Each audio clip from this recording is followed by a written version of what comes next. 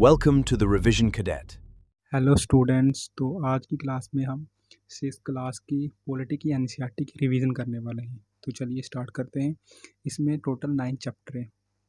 तो first chapter है इसका अंडरस्टैंडिंग डाइवर्सिटी। तो जैसा कि आप अपने आसपास भी देखते होंगे, हमारी कंट्री में कितने डिफरेंट डिफरेंट कल्चर के लोग, डिफरेंट रिलीजन के लोग, डिफरेंट ट्रेडिशन फॉलो करने वाले लोग रहते हैं, है ना। बेसिकली इसी को ही डाइवर्सिटी बोला जाता है। जैसे आप JNK में हो गए, है ना, JNK में डिफरेंट तरह का कल्चर है, डिफरेंट तरह का ट्रेडिशन है। वहीं आप केरला में चले जाओगे, वहाँ डिफरेंट तरह का ट्रेडिशन है, डिफरेंट तरह का कल्चर है ना।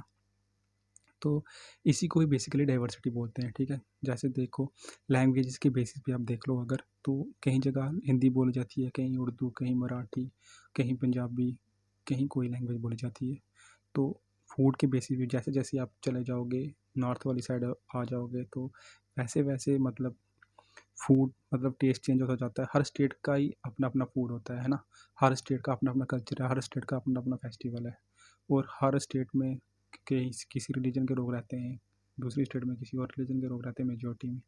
ऐसे ऐसे करके इसी को ही बेसिकली डाइवर्सिटी बोला जाता है। और इंडिया जो है, हमारा भारत है ना, इसकी जो डाइवर्सिटी है कई कंट्रियों की मिलाकर है। जैसे देख लो, US हो गया, US में 90-95% इंग्लिश बोलने वाले लोग रहते हैं ना। लेकिन इंडिया जो है, इंडिया में डिफरेंट तरह के लैंग्वेज, डिफरेंट रिलीजन वाले लोग रहते हैं, डिफरेंट लैंग्वेजेस वाले लोग रहते हैं। यही डाइवर्सिटी, और ये हमारी कंट्री की वीकनेस नहीं है, ये स्ट्रेंथ है। हम इतना डाइवर्स होने के बावजूद भी हम मिलकर रहते हैं सारे। तो ये हमारी क्या है, स्ट्रेंथ है। तो जो फर्स्ट चैप्टर है, इसमें 2 स्टोरी है, मतलब समायरा और अनु की 2 स्टोरी हैं। तो देख, दोनों सेम ही कंट्री में रहती हैं, है ना, लेकिन डिफरेंट स्टेट में रहती हैं। जैसे समायरा है, वो दिल्ली में रहती है ना। तो वो हिंदी और उर्दू ये मिक्स बोली जाती है। वो अपने आसपास रिपब्लिक डे परेड दिखती है, ईद भी सेलिब्रेट करती है, दिवाली भी सेलिब्रेट करती है। जैसे अभी अनु के बारे में, अनु क्या है, वो केरला में रहती है, ठीक है। वहाँ पे उनका फेस्टिवल हो रहा है, वहाँ मलयालम बोली जाती है, वहाँ उसको फ्लड्स देखने को मिलते हैं। जैसे क्या हो गया, दोनों की चीज़ें क्या होगी, डिफरेंट होगी, है ना।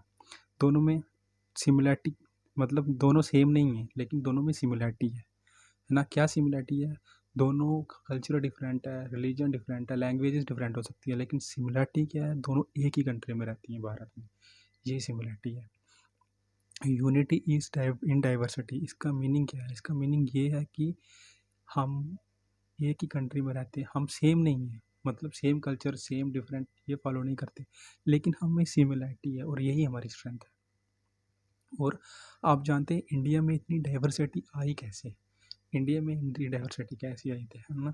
जैसे नॉर्थ वाली साइड चले जाओगे, JNK में, है ना, वहाँ पे माउंटेन्स वगैरह हो गए, जियोग्राफी मतलब डिफरेंट है थोड़ी, है ना। तो माइग्रेशन की वजह से क्या हुआ, डिफरेंट तरह के लोग आए, कल्चर हुआ, है ना, डिफरेंट तरह का फूड आया, डिफरेंट तरह का रिलीजन, डिफरेंट तरह की प्रैक्टिस होने लगी। वैसे भी डाइवर्सिटी आई, और इन्वेजन हुआ था, जो मतलब मुगल के टाइम हुआ, नादिर शाह आया, और ट्रेडिंग होती रही, मतलब कोस्टल एरियाज में ट्रेडिंग होती रही। इन सब की वजह से क्या हो गया, इंडिया में डाइवर्सिटी आई, है ना। तो ऐसे डाइवर्सिटी आई थी हमारी कंट्री में। तो ये सब तब फर्स्ट चैप्टर के रिगार्डिंग। इस चैप्टर में मेनली फोकस यही है डाइवर्सिटी का, कि डाइवर्सिटी क्या है। एक 6th क्लास के बच्चे को आप क्या ही समझा सकते हो, मतलब इतना ही समझा सकते हो। इसलिए उन्होंने स्टोरी बेस्ड टेलिंग करके ये चैप्टर को एनसीईआरटी में फिल किया है। ओके, अभी हम सेकंड चैप्टर की तरफ चलते हैं। सेकंड चैप्टर क्या है, डाइवर्सिटी। जैसे जैसे डाइवर्सिटी आई है ना, तो डिस्क्रिमिनेशन भी होगी, मतलब डिफरेंट तरह के लोग रहते हैं, तो डिफरेंट तरह के लोग, डिस्क्रिमिनेशन भी होगी। किस वजह से डिस्क्रिमिनेशन होती है, डिस्क्रिमिनेशन इस वजह से नहीं होती है, डिफरेंट तरह के लोग रहते हैं, डिस्क्रिमिनेशन होती है। सेकंड चैप्टर का नाम है डाइवर्सिटी एंड डिस्क्रिमिनेशन, ठीक है। और इस चैप्टर में कुछ टर्म्स होंगी, प्री जजिंग, स्टीरियोटाइप्स, डिस्क्रिमिनेशन, इन सब के मीनिंग में आपको समझाऊंगा आगे, ठीक है। डिस्क्रिमिनेशन होती है इस वजह से, जैसे मतलब आप मन में कुछ बिलीव बना लो, है ना, वो धीरे धीरे फिर एटीट्यूड में आ जाता है, फिर आप किसी के साथ प्रैक्टिस करते हो, फिर वो डिस्क्रिमिनेशन कन्वर्ट हो जाता है, ठीक है।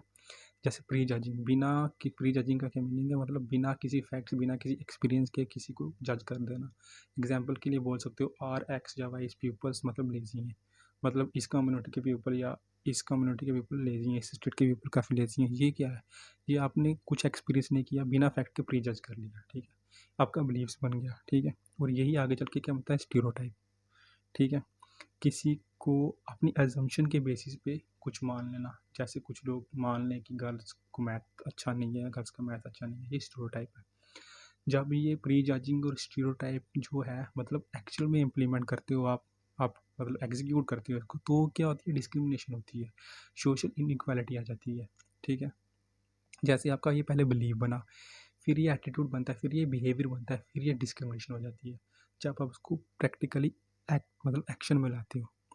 ठीक है, जैसे भारत में कास्ट सिस्टम और अनटचबिलिटी भी काफ़ी पुराने टाइम से था, जब ये जो थी मतलब सोशल इनइक्वालिटी थी। ब्राह्मण्स हो गया, क्षत्रिय हो गया, वैश्यास हो गया, शूद्र हो गया, दलित। जैसे ब्राह्मण्स मानते थे कि हम मतलब हमें बहुत नॉलेज है और हमारा काम क्या है, लोगों को मतलब ज्ञान देना। क्षत्रिय बोलते थे कि हमारा काम है सिर्फ लड़ना, हम लड़ना जानते हैं। वैसे ही वैश्यास कहते थे कि मतलब वैश्यास का मानना था कि हम ट्रेड अच्छा करते हैं, और शूद्र सर्विस के लिए, और दलित दलित को हम छू भी नहीं सकते। ये सब देखा, ये सब महसूस किया। जैसे ये सब देखा और महसूस किया डॉक्टर बी आर अम्बेडकर, उन्होंने सोचा कि ये सब तो मतलब काफ़ी गलत हो रहा है लोगों के साथ, ऐसा मेरे साथ भी हुआ है ना, तो आगे चल के ऐसा किसी के साथ नहीं हो। तो उन्होंने एक कॉन्स्टिट्यूशन लिखा। बेसिकली जिसको नहीं पता, कॉन्स्टिट्यूशन क्या है, एक रूल बुक है। रूल बुक है जो मतलब सबको, सबके लिए इक्वल, सबको इक्वालिटी के तौर पे रखती है, मतलब किसी के साथ इनजस्टिस नहीं हो। तो इसमें उन्होंने जैसे ये डिस्क्रिमिनेशन थी, इसके लिए आर्टिकल 17 है अनटचेबिलिटी के लिए। ठीक है, आर्टिकल 14 जो है वो हमें देता है कि राइट टू इक्वालिटी, मतलब सभी इक्वल है ना। आर्टिकल 15 में डिस्क्रिमिनेशन नहीं कर सकते आप रिलीजन के बेसिस पे, कास्ट के बेसिस पे, प्लेसेस के बेसिस पे, है ना। और सेकंड चैप्टर में भी ये स्टोरी है, कौन सी, अंसारी फैमिली की। ठीक है, देखो रियल लाइफ स्टोरी है ये। जैसे एक अंसारी फैमिली है, उनको रेंट के लिए हाउस चाहिए। ठीक है, लेकिन लैंड लॉर्ड जो है मतलब घर के ओनर, वो मना कर देते। क्यों? क्योंकि ये मुस्लिम फैमिली है। लेकिन ये किसी की प्राइवेट प्रॉपर्टी है, रेंट पे देना नहीं देना, है ना। तो कोई दे या नहीं दे, वो उसकी अपनी पर्सनल चॉइस है ना। लेकिन पेपर पे तो ये लीगल नहीं है, क्योंकि वो किसकी अपनी मर्जी है। लेकिन है तो एक तरह की ये डिस्क्रिमिनेशन ही है ना, है ना, कि वो मुस्लिम फैमिली से है तो उनको रेंट रूम नहीं देना, है ना। तो ये कौन सी टाइप की डिस्क्रिमिनेशन होगी? Type religious discrimination. ठीक है, मतलब आप उनको सोशली एक्सक्लूज कर रहे हो, मतलब अपने में इंक्लूड नहीं कर रहे हो, मतलब उनसे नफरत एक तरह की होगी, आप कर रहे हो, है ना। ये रॉन्ग क्यों है? क्योंकि ये क्या करता है, वायलेट करता है इक्वालिटी के जो मतलब कॉन्स्टिट्यूशन में आर्टिकल है ना, फंडामेंटल 14 से लेकर 17, उनको वायलेट करता है। ठीक है, और इसको फिक्स कैसे किया जा सकता है? ठीक है, लोगों को इसके बारे में पता हो, लॉ के बारे में उनके पास सोशल अवेयरनेस हो, इससे इनको क्या कर जाता है, फिक्स किया जा सकता है। तो ये सब था सेकंड चैप्टर में। ओके, लास्ट में हम रैपिड रिवीजन भी करवाएंगे सभी 9th चैप्टर की, मतलब 5-6 मिनट में सिर्फ टोटल रैपिड रिवीजन, ये लास्ट में इसी वीडियो में। तो देखो, जैसे इतनी डाइवर्स कंट्री है ना, उसके बाद डाइवर्स कंट्री है, उसके बाद इसमें मतलब डिस्क्रिमिनेशन भी है, मतलब ये सब डिस्क्रिमिनेशन ना हो, इसके लिए गवर्नमेंट भी तो होनी चाहिए ना, है ना। तो थर्ड जो चैप्टर है हमारा, ये गवर्नमेंट के ऊपर है। ठीक है, तो बेसिकली हर कंट्री में गवर्नमेंट होती ही है। ठीक है, तो कुछ गवर्नमेंट वो डेमोक्रेसी वाली होती हैं, कुछ मोनार्की वाली होती हैं, कुछ डिक्टेटरशिप वाली होती है। अभी मैं बताऊंगा डेमोक्रेसी क्या होती है। ठीक है, सबसे पहले हम जानते हैं गवर्नमेंट की नीड क्यों है हमें, है ना। गवर्नमेंट की नीड क्यों है? क्योंकि देखो सिक्योरिटी, जैसे हम किसी कंट्री में रह रहे हैं ना, हमारे सिक्योरिटी के लिए भी कुछ चाहिए, उसको देखने के लिए तो कोई होना चाहिए, है ना, वो होगी गवर्नमेंट। सिक्योरिटी के लिए वैसे गवर्नमेंट चाहिए, लाइन एंड ऑर्डर के लिए चाहिए, ताकि सब लॉ को फॉलो करें, कोई किसी को डिस्क्रिमिनेट ना करे, कोई किसी के लॉ को वायलेट ना कर सके, है ना।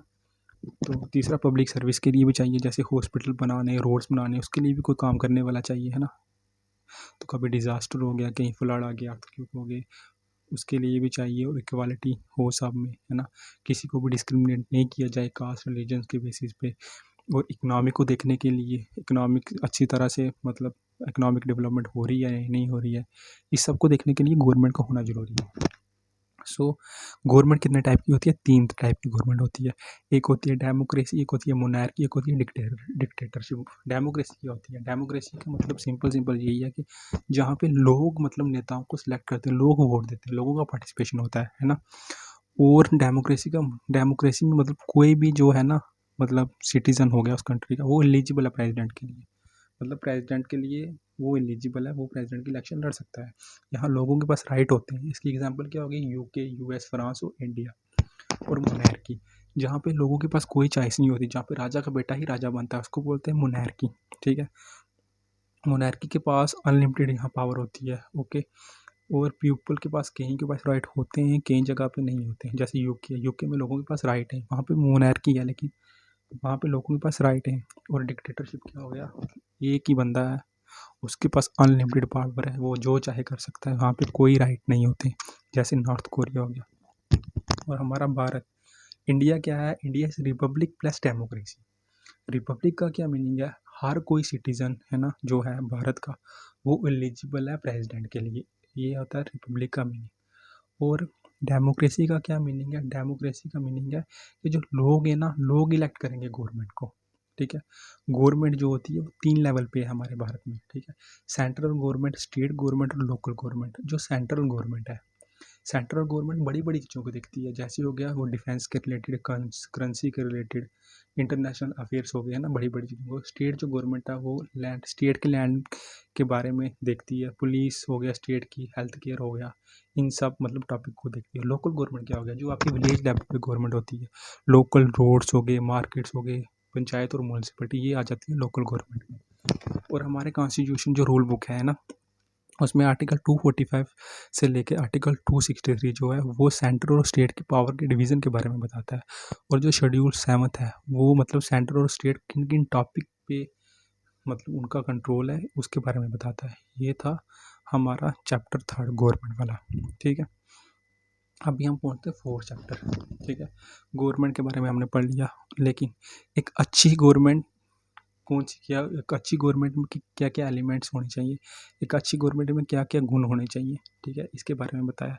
इसमें आगे चल के हमें जो नेल्सन मंडेला वाला केस है ना, अपार्थाइड केस, उसके बारे में भी हम आगे पढ़ेंगे। ठीक है, की एलिमेंट क्या हो सकते हैं डेमोक्रेटिक गवर्नमेंट के, मतलब अच्छी गवर्नमेंट की। सबसे पहले क्या होना चाहिए, पार्टिसिपेशन, है ना, चाहे वो प्रोटेस्ट हो चाहे वो वोटिंग हो, लोगों का पार्टिसिपेशन होना चाहिए उसमें। सेकंड क्या होना चाहिए उसमें, जो अच्छी गवर्नमेंट होती है उसमें रेजोल्यूशन होना चाहिए।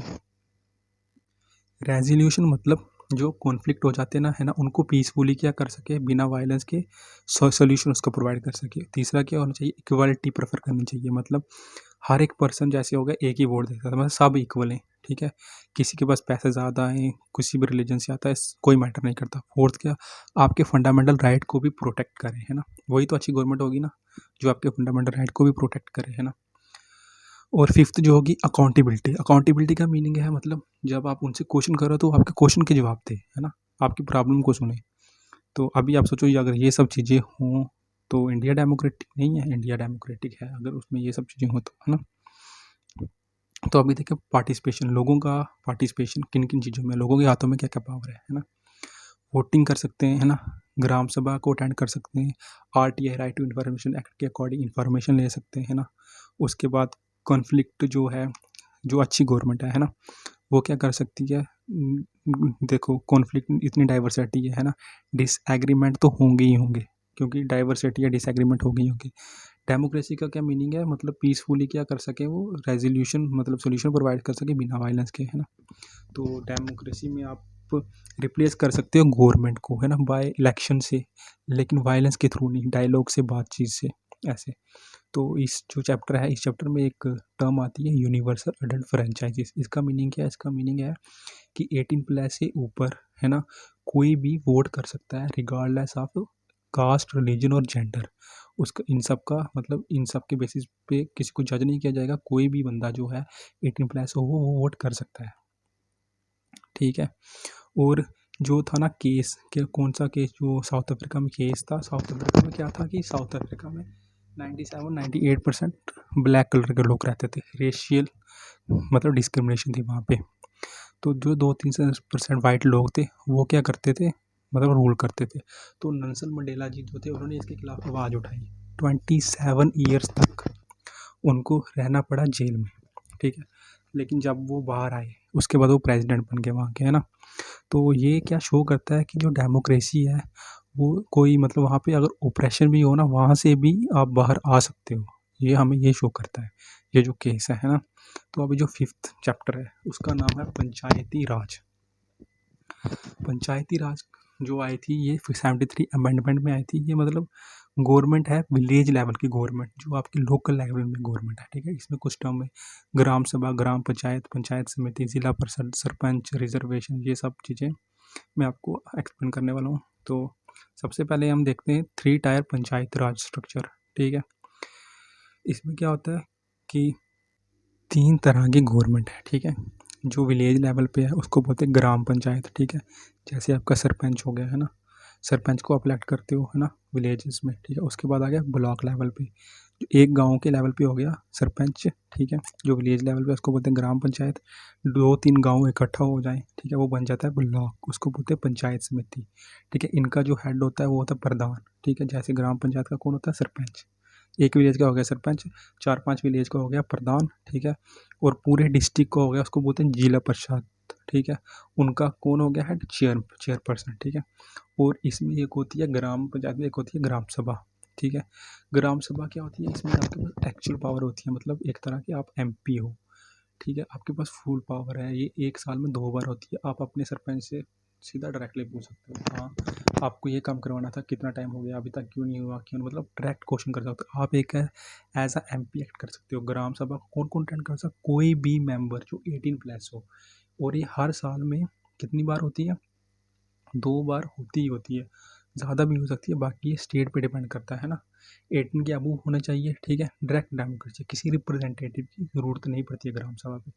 तो इसीलिए ये एक प्योर डेमोक्रेसी का वो है, मतलब एक प्योर डेमोक्रेसी का स्ट्रक्चर है ये ग्राम सभा। और पंचायत राज है, इसमें रिजर्वेशन भी दी गई है। रिजर्वेशन क्यों दी गई है? ST SC वालों को दी गई है, OBC वालों को और वुमेन को क्यों दी गई है? क्योंकि ये हिस्टोरिकली ओप्रेस्ड है, मतलब इन हिस्ट्री में बहुत, मतलब हिस्ट्री में चलते आए इनके साथ, मतलब बहुत काफ़ी बुरा व्यवहार किया गया है। और अगर ये आज इलेक्ट होंगे, मतलब लीड करेंगे या इनके पास पावर आएगी, तो जो सप्रेस्ड हुई है ना इनकी, मतलब कम्युनिटी, ST SC हो गया, OBC या वुमेन, ये उनको डेवलप होने में हेल्प करेंगे, इसलिए इनको रिजर्वेशन दी गई है, ठीक है। और जो ST ST को रिजर्वेशन दी गई है पॉपुलेशन के अकॉर्डिंग होगी। ये कौन से आर्टिकल में दी गई? Article 243D। और जो OBC है ना, इसको देनी है रिजर्वेशन या नहीं देनी है, ये स्टेट के ऊपर डिपेंड है, ठीक है। वुमेन को दी गई है 1/3 ऑफ टोटल सीट्स, ठीक है, 1/3 टोटल सीट्स। ये भी 243D:3 पे लिखा हुआ है, मतलब मेंशन है। चेयरमैन और सरपंच में भी रिजर्वेशन दी गई है ST SC की, वुमेन ST SC को भी और वुमेन को, मतलब जो सरपंच है वो भी ये बन सकती हैं। 243D और 4 में दी गई है इनको भी, मतलब रिजर्वेशन दी गई है, ओके। तो इसके बाद हमारा चैप्टर आ गया 6th, रूरल एडमिनिस्ट्रेशन। तो रूरल एडमिनिस्ट्रेशन का मतलब जो गांव वगैरह में जो चलती है ना गवर्नमेंट, उसको बोलते हैं रूरल एडमिनिस्ट्रेशन। अभी हम उसके बारे में पढ़ेंगे, ठीक है। इसमें भी कुछ टर्म्स हैं, जैसे पटवारी हो गया, तहसीलदार हो गया, लैंडलॉर्ड हो गया, FIR, पुलिस मजिस्ट्रेट, ठीक है। इन सब में इसमें एक स्टोरी भी है, ठीक है, वो भी बताएंगे। जैसे देखो, पटवारी कौन होता है? ठीक है, पटवारी वो होता है जिसके पास आपकी, मतलब जगह का, लोकल जगह का सारा रिकॉर्ड होता है ना। उसको एक तरह का लेखपाल भी बोला जाता है और रेवेन्यू ऑफिसर भी बोला जाता है, ठीक है। ये क्या मेंटेन करता है? ये मेंटेन करता है वो जगह की ओनरशिप किसके पास है ना, पहले किसके पास थी, ठीक है। और मेंटेन क्या करता है? खसरा कानूनी रिकॉर्ड्स को। ये क्या होता है? खसरा होता है, जैसे आपका कोई भी खेत हो गया ना, उसका नंबर हो गया, उसको बोलते हैं खसरा। जो इस नंबर की लिस्ट होगी ना, ये होगी खटोनी। इससे उसको मतलब रिकॉर्ड करके रखा होता है एक किताब में कि ये नंबर वाला खेत इस बंदे का है ना, ऐसे करके, मतलब उसके पास सारा रिकॉर्ड होता है, ठीक है। अगर कोई डिस्प्यूट हो गया मान लो गाँव में, है ना, तो वो कोई बंदा कहता है मोहन, है ना, कि 2 एकड़ की ज़मीन ये मेरी है, लेकिन उसका भाई आ जाता है, वो क्लेम करता है नहीं ये 1 एकड़ की मेरी है। तो ये डिस्प्यूट रिजॉल्व कैसे होगा? आप पटवारी के पास जाओगे, उसके पास रिकॉर्ड पड़ा होगा, है ना, तो वो बता देगा। तो इसलिए इससे मतलब जो लोकल लेवल पर गवर्नमेंट होती है ना, उससे काफ़ी हेल्प मिलती है, ठीक है। तो अभी देखते हैं कि जो मतलब लोकल लेवल पे डिस्प्यूट होते हैं, जब आप गाँव में होगे, तो आपको कैसे कैसे मतलब उसको सोल्यूशन की तरफ आप जा सकते हो। जैसे विलेज लेवल पे हो गया, ठीक है। विलेज में कोई डिस्प्यूट होता है तो सबसे पहले आप पटवारी के पास जाते हो। अगर पटवारी से वो रिसॉल्व नहीं होता है, फिर वो आपको तहसीलदार के पास भेज देता है, ठीक है। फिर आप तहसीलदार के पास जाते हो। अगर तहसीलदार से भी वो नहीं होता है, फिर आप कलेक्टर के पास जाते हो। डिस्ट्रिक्ट का कलेक्टर होता है, अगर उससे भी नहीं होता फिर आप जुडिशरी जाते हो, कोर्ट जाते हो, ठीक है। अभी देखो पुलिस का क्या काम है? मेनली पुलिस का काम है FIR लिखना मतलब फर्स्ट इन्फॉर्मेशन पोस्ट, ठीक है। रजिस्टर करेंगे पुलिस स्टेशन पे, फिर इन्वेस्टिगेशन होगी और वहाँ पे एक ऑफिसर होता है जिसको बोलते हैं SHO, स्टेशन हाउस ऑफिसर, ठीक है। हर पुलिस स्टेशन में होता है, ठीक है। और अभी कलेक्टर कौन होता है? कलेक्टर होता है जो मतलब डिस्ट्रिक्ट का हेड होता है, ठीक है। उसके पास सारी इन्फॉर्मेशन होती है, एक्चुअल एग्जीक्यूट मतलब वही करता है सारा काम। डिपार्टमेंट का लैंड रेवेन्यू, इसकी वजह से इतनी ज़मीन, मतलब वो सारा एग्जीक्यूट काम यही करता है, वो डिस्ट्रिक्ट लेवल पे होती है, ठीक है। और कोर्ट्स कितने तरह के होते हैं? सिविल कोड होता है, हाई कोर्ट होता है, सुप्रीम कोर्ट होता है, ठीक है। इतना इन्फॉर्मेशन जो थी मतलब NCERT 6 चैप्टर में, ये सारी इन्फॉर्मेशन आपको बेसिकली याद रखनी है। बेसिकली मतलब कि गांव के लेवल पे मतलब जो गवर्नमेंट है वो कैसे काम करती है, ये सब इसके बारे में था। और यही था। अभी हम चलते हैं 7 चैप्टर के पास, ठीक है। 7 चैप्टर क्या है? अर्बन एडमिनिस्ट्रेशन, ठीक है। तो जैसे मतलब रूरल एरिया में गवर्नमेंट काम करती है, वैसे अर्बन एरियाज में डिफरेंट तरह की गवर्नमेंट मतलब डिफरेंट तरह से गवर्नमेंट काम करती है, ठीक है। इसमें भी कुछ जो है पॉइंट्स हो गए, हाइलाइट्स, वो मैं आपको बताता हूँ। Municipality crop, ward mayor, commissioner, ये किस में आए थे? 74 अमेंडमेंट पे ऐड हुई थी अर्बन एडमिनिस्ट्रेशन, ठीक है। अभी चलो दोनों का कंपैरिजन से आपको मैं समझा देता हूँ, रूरल और अर्बन, आपको अच्छे से रिविजन हो जाएगी, है ना। सबसे पहले ये 73rd अमेंडमेंट में आई थी रूरल, अर्बन आई थी 74th अमेंडमेंट में, ठीक है। जैसे वहाँ था ग्राम पंचायत, ठीक है। वहाँ यहाँ क्या होता है? वार्ड। वहाँ पे हेड कौन होता है? सरपंच। यहाँ पे कौन होता है? मेयर या चेयरपर्सन, ठीक है। वहाँ पे एक एग्जीक्यूटिव हेड होता है जिसको बोलते हैं पंचायत सेक्रेटरी, ये गवर्नमेंट अलॉट करती है। तो अर्बन में क्या होता है? म्यूनसिपल कमिश्नर, ये IAS होता है, ठीक है। ये एग्जीक्यूटिव होता है। वहाँ पे क्या होती है? ग्राम सभा। यहाँ पे क्या होती है? Ward committee. वहाँ पे मतलब 11th शेड्यूल में मेंशन है कि रूरल एरिया में 29 सब्जेक्ट पे जो लोकल गवर्नमेंट है रूरल एरिया की वो काम करेगी। वैसे ही अर्बन के लिए 12th शेड्यूल में मेंशन है 18 टॉपिक पे क्या करेगी? ये काम करेगी, ठीक है। अभी जो अर्बन लोकल बॉडीज है, ये पॉपुलेशन के बेसिस पे मतलब इनको बांटा गया है। यहाँ पे इतनी पॉपुलेशन होगी ये भी बॉडी काम करेगी, ये इतनी पॉपुलेशन होगी ये भी बॉडी काम करेगी। अगर पॉपुलेशन 10 लाख से ज़्यादा है तो क्या काम, कौन काम करेगी? म्यूनसिपल कॉर्पोरेशन, ठीक है। एग्जाम्पल क्या होगी? दिल्ली, मुंबई, चेन्नई, है ना, क्योंकि इनमें पॉपुलेशन ज़्यादा है, ठीक है। इनका हेड कौन होता है? मेयर, ठीक है। उसके बाद म्यूनसिपल काउंसिल बोर्ड, ये कहाँ काम करेगा? जहाँ पे 1 से 10 लाख के बीच पॉपुलेशन होगी। हेड कौन होगा? चेयरपर्सन। एग्जाम्पल हो गया स्मॉलर सिटीज़ होगी थोड़ी, है ना। नगर पंचायत, ठीक है, जो अभी अभी रूरल से अर्बन के बीच जा रहे हैं, मतलब गाँव या सिटी, तो उनको उनको कौन हेड करेगा? गवर्न करेगा, मतलब गाँव, उन गाँव को कौन हेड करेगा? नगर पंचायत, ठीक है। इनका हेड कौन होता है? चेयरपर्सन, ठीक है। और एक और होता है कंटेनमेंट बोर्ड, ठीक है। ये कौन होता है? ये मिलिट्री एरियाज होता है। यहाँ का हेड कौन होता है? जो आर्मी ऑफिस, जो वहाँ के आर्मी का जो सबसे बड़ा ऑफिसर होगा वो हेड होता है, वही डिसाइड करेगा यहाँ पे लोकल्स आ सकते हैं या नहीं आ सकते, वो सारा उनको हो गया। सो बेसिकली जो मेयर होता है ना, है ना, वो पॉलिटिकल पार्टी होती है, मतलब वो सिर्फ इलेक्टेड रिप्रेजेंटेटिव होता है। जो एक्चुअल काम वो कौन करता है? Municipal commissioner. जो IAS होता है वही रियल CEO होता है, मतलब चीफ एग्जीक्यूटिव ऑफिसर एक तरह का, मतलब एक्चुअली में फील्ड वर्क वही करता है सारा का सारा, ठीक है। तो ये सब था इस चैप्टर में, ठीक। तो अभी हम पढ़ते हैं चैप्टर 8, रूरल लिवलीहुड, मतलब जो गाँव में लोग रहते हैं ना, उनको क्या क्या प्रॉब्लम आती है ना, तो उसके बारे में जानते हैं। तो रूरल लिवलीहुड में, है ना, कुछ वो हैं टर्म्स, वो आपको बता देता हूँ। Farming, agriculture labour, small farmers, big farmers, okay. और यहाँ पे एक वो है स्टोरी है कलपट्टू विलेज की, उसके बारे में भी डिस्कस करेंगे। सो सबसे पहले जो मतलब जो टाइप्स ऑफ वर्कर्स हैं जो रूरल एरिया में, उनको क्या क्या प्रॉब्लम है, मतलब किन किन तरह के लोग रहते हैं, उसके बारे में डिस्कस करते हैं। डिवीज़न क्या क्या है मतलब रूरल एरिया में, रूरल इकॉनमी में किस किस तरह के डिवीज़न है। पहले एक तरह के हो गया बिग फार्मर्स, जिनके पास बहुत सारी लैंड है, 10 एकड़ प्लस लैंड है, वो मॉडर्न टेक्नोलॉजी यूज़ कर सकते हैं और पैसे खर्च करने के बाद प्रॉफिट भी अर्न कर सकते हैं, ठीक है।